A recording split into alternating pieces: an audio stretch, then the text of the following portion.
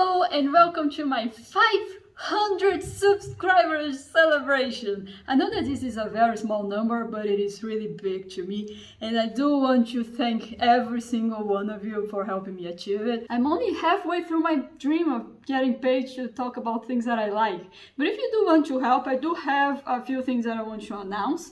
First of all is that I created a Patreon, and you can go and donate it, which I recommend because I live in Brazil. Our currency is really weak right now, and if you go and look into my content and say, man, this content is nice, I pay $6 a month for her to go and buy a really good hamburger because I think she does a nice job, then go ahead and go to the Patreon. I would be really thankful to you. And also I have created a Discord. I think that you already saw the link floating somewhere, but apparently it expired. I fixed that. So you can go to the Discord and talk to me directly and other fans of my work. And you can even, I don't know, say what you want from our next video, or say a few comments on how to improve, or even just say funny stuff. I do really enjoy talking to you guys on the comments. I don't think that Discord's going to be very... So without further ado, my 500 subscribers special is going to be about my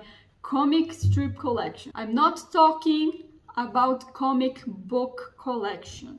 Talking about comic strips, which means there's not going to be superhero comics here. There isn't going to be stories that take more than one page to be told. No graphic novels, nothing of the kind. What is here is going to be strips that are short. There may be overarching art, but over multiple strips, and they're usually fun, you know, for humor. I'm going to say something though. There is a very different culture between American comic strips and Brazilian comic strips, because Brazilian comic strips are much more rebellious, especially because we went through a dictatorship, and especially in the 80s the country was opening up to rock and roll. Comic strips started to become a symbol of rebellion. There was this one artist that drew the character completely naked, and they were like, no, you can't do that, you need to put a little black square. But the black square was, you know, not erect, and he ended up being uglier. So they're just like, yeah, just draw the dick, just draw the fucking penis. So I do expect you guys to respect Brazilian comic strips, because they're not the boomer shit that you see in newspapers in the United States. They are very innovative. And the biggest proof I have to offer that is that when you go to American comic books, usually it's one author does one character for the rest of his life, like 50 years. But most Brazilian artists, they do a variety of characters. And that's true even today in the internet. When you compare, I don't know, Saturday Morning Breakfast Cereal or Sarah Anderson, and you compare it with, I don't know, Paulo Moreira, the difference is very clear, because you can actually see Paulo Moreira doing shit like this. So nice. I'm not going to show this because it doesn't count as per my rules, but I will be talking about a lot of comic strips, and I just wanted to put this entire context. I actually was in doubt of whether or not I would make this video in English or in Portuguese. I ended up deciding English because I know that you Americans do not like reading subtitles, and Brazilians are more open to that. But just so you know, there is a cultural difference, and I will try to talk about it. First, we're actually going to be talking about an American comic strip, which is honestly, by this point, probably objectively the best comic strip in the entire world, you know, Calvin and Hobbes. We have this book right here, this one, this one, this one, this one, this one, this one that specifically has the last Calvin and Hobbes comic strip. It's right here. And I also have these 3 little books that my dad brought them from Australia. Most of this collection is going to be from my dad. He absolutely loved comic strips, especially Calvin and Hobbes. And I mean, who doesn't love Calvin and Hobbes?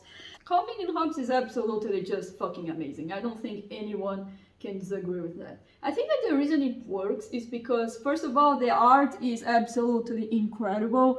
It's so colorful and so beautiful, and it's very nostalgic in a childhood kind of way. There are many comics that I see online about little kids, and they end up being annoying as shit because they always write. And this doesn't happen with Calvin and Hobbes because Calvin is occasionally and very often actually wrong. He is a child that wants to watch TV, wants to play, he doesn't want to study. And it's not like he's a bad person, he's just a kid. And he gets into wrong trouble sometimes. And here in Brazil there was a trend that was like, oh man, my niece was 5 years old, she said that Bolsonaro sucks and you're just supposed to believe in the innocence of the children. So I don't think I have a lot to say about it, just that this entire thing was from my dad. I am starting by the things that my dad bought, and then I'm going to move over. Up next we have this Snoopy album, and it's really great. I love it. I love Snoopy, as you might have guessed. It's honestly pretty great. Nothing much to say. I know that people say that Peanuts was actually much better earlier, but I do enjoy the later ones. It's so nice. I don't know how to describe it. It's a little melancholic, you know, especially with the Charlie Brown stuff about not getting Valentine's, not being able to win a baseball game. I don't know how to describe it. It manages to be very emotional, very touching in that way without being absolutely depressing. Because, I mean, these are just kids. It's only kids' problems. It really is very nostalgic. It's not like Calvin and Hobbes, where Calvin goes like, oh my god, I can't believe people are polluting the planet. It fucking sucks. It's just fun kid stuff in suburbs. Even though I am aware that there was some political shit, like the black kid. I do really enjoy Snoopy. I do enjoy Peanuts. I might get other volumes later, I don't know. Depends on how my thrifting will go. Know that I have a Dilbert here. My dad died before all the Dilbert shit, so please don't cancel him. But my dad used to be an engineer, and he apparently loved it because it does speak to the reality of engineering. I have engineering friends, and sometimes I send them Dilbert comics and I say, yeah, that's you, that's who you are, you're a coil in a machine. I do know that there are some Dilbert comics about working on telemarketing, on call centers, which I do, and I like them because they don't put the responsibility on the worker. They put the responsibility on the absolute insane metrics that you have to achieve. And I don't know, it's just nice, but then again it got cancelled, so I'm not going to say anything more about it. For the last American comic that he bought, we have Hagar. I don't really feel like I'm a fan of him at all. It's just Boomer Comics. It doesn't have anything about, I don't know, pirates or battles. It's just, oh, the fat guy has a job and there's a stay-at-home mom, and there's like the pet dragon. It's not really my thing. So we're going to dive now deep into the Brazilian. When I say deep because there is some stuff here. There are comics here that are older than me. Is this one from the 90s? This is from before our currency got into what's today. This is, I think it's Cruzados, and now in Brazil we work with reais. There is surprisingly little Glauco here. I thought there would be more, but there is some stuff here. Like this is basically the holy trinity of Brazilian comic strips. These three guys, they published in Folha de São Paulo in around the 70s, 80s, and 90s. This is Laerte, Angeli, and Glauco. Laerte actually transitioned. She is transgender woman now, so keep that in mind. Yeah, they call themselves the Three Amigos. based on that movie. And one thing that we say here in Brazil is that literatura de paulistano é tirinha, which means that São Paulo literature is comic strips, which is very accurate because these comic strips were very popular and they were touching a lot of subjects like censorship and everything. Let me see if I can find something specific. Here, this is an ad for Chiclete com Banana, which is a magazine from Angeli. And Chiclete com Banana, it translates to bubblegum with bananas. And it actually, this title comes from a song in the 40s that is about the problems with mixing United States culture with Brazilian culture. You have probably seen me complaining about it, but you need to understand that the United States is very, very strong on soft power, and its culture, it starts to take over the world like some kind of virus. And Angeli talks a lot about that. Angeli is not actually my favorite out of them because I think that Angeli has a really, really specific zeitgeist. Here's a book that my dad bought about charges from the days of Iraq. Yeah, he's a pretty depressing guy. There was a movie that was made of his work, Bob Cuspe, but I still have to see it. Angeli is very based on a very specific zeitgeist, which is the 80s, when Brazil was starting to get more modern and started listening a lot of rock and roll and started to putting traditions aside. Punk is not dead. And I don't know exactly how well this aged because I was reading this Rebordosa, which is the 80s pinup, and she is just a lady that does a lot of drugs, a lot of alcohol, and she spends all the time on the bath complaining about how she ruined her life with drugs and sex and trying to get better and not being able to. It's one of the most depressing things I have ever read in my life. It's more depressing than Yasumi Pum Pum. Angeli's style is much more punk and much more Americanized. If you want to, I don't know, read the equivalent of Brazilian La Boheme, you could read Angeli because it is about people going to bars and drinking and the counterculture of the time in the middle of all these changes, all these disruptions, which is very different from, say, Glauco. I'm gonna have to use the ads to illustrate my point. Here, this is the kind of thing that he does. His style is very iconic, and he was actually better at doing charges, you know, like comics that specifically talk about politicians, because he is absolutely great at mocking people. This is a character of his that is a secretary that kind of sexually harasses everyone.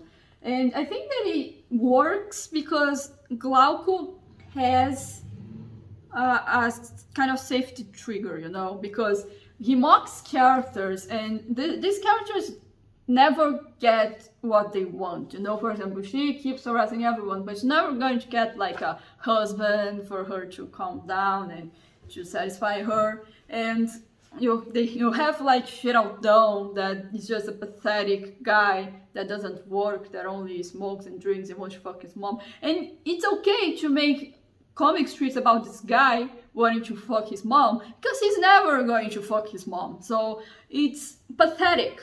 It's fine. My favorite one is actually the Neuras couple. I don't know if yeah, here it goes, because this is basically a couple of boomers that they hate their marriage, and it was based on his real life marriage with someone else. He's much more free. He doesn't really want to experiment or whatever. He just wants to have fun, and he just wants to mock people, and he's great. I do absolutely love him. Sadly, he has passed away in one of the most horrifying ways I think that a person can die, because here's the thing. He was part of a religion that's called Santo Daime. And one of the followers of his cult thought that he was Jesus, and he went to Glaucus and demanded that Glaucus accepted the guy as Jesus and told his mom that he was Jesus. But then Glaucus' son arrived in his house, and so they were both shot to death because the killer got scared. It was an absolute tragedy. I was very shocked when that happened. I didn't even read his stuff. So anyway, rest in peace, Glauco.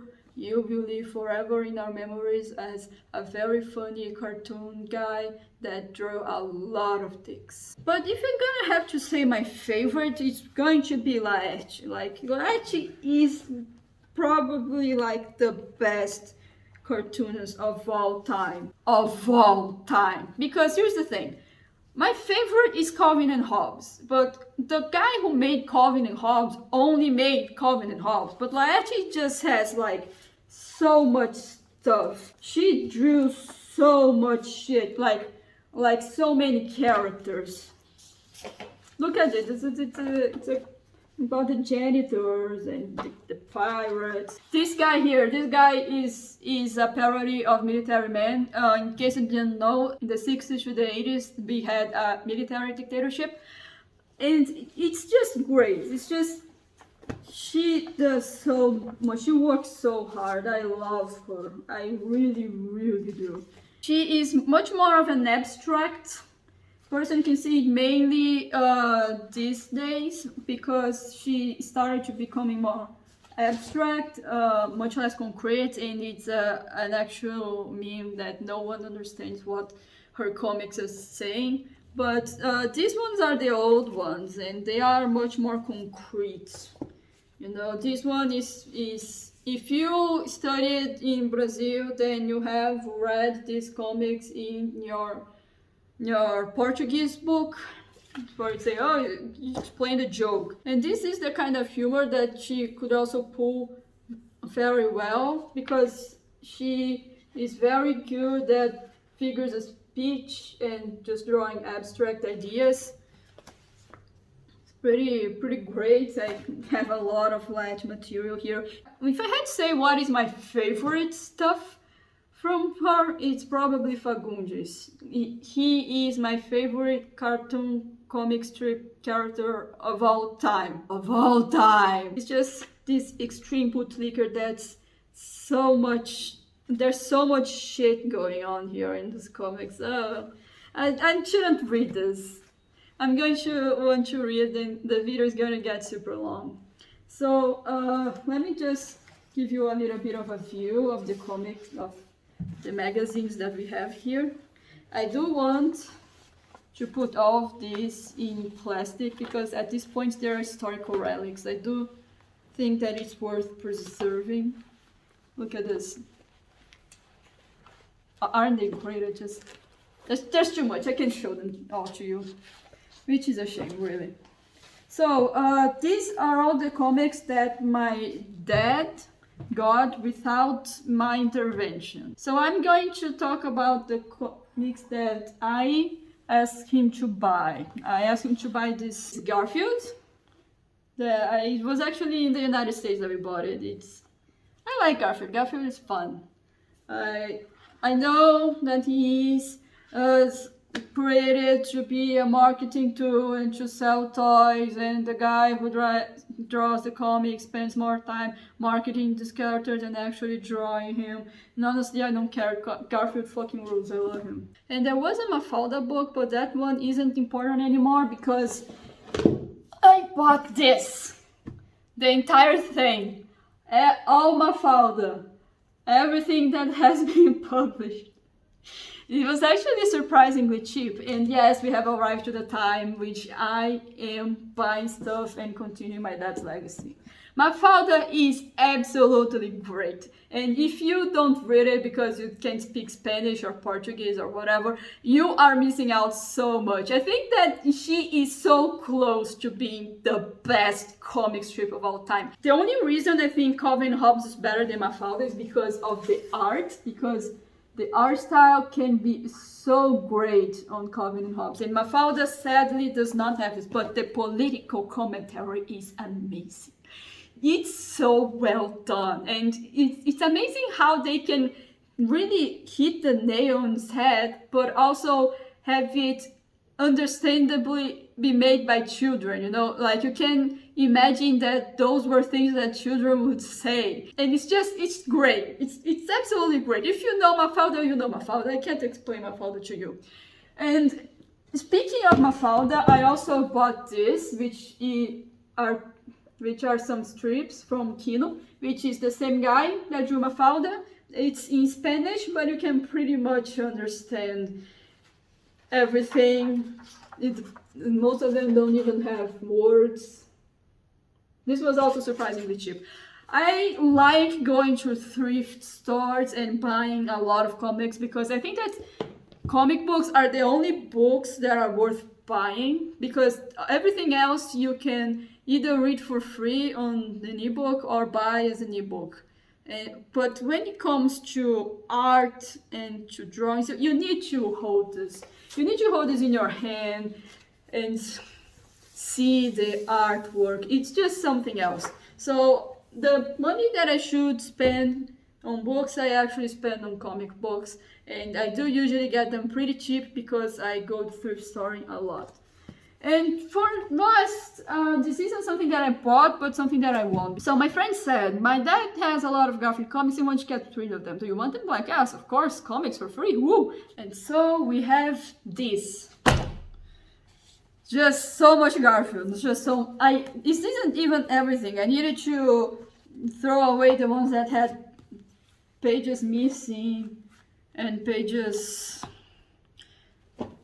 that were unglued. It's just so much Garfield. I have so much Garfield and I love it. I love Garfield. It's just so much, just drowning in Garfield.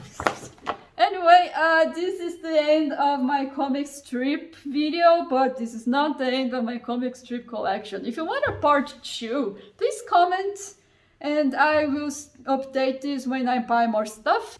Thank you so much for the 500 subscribers. This does mean a lot, and I do want to ask your continued support so I can keep growing. But what I have right now, I actually have a community of people that want to listen to me ranting about all kinds of weird shit.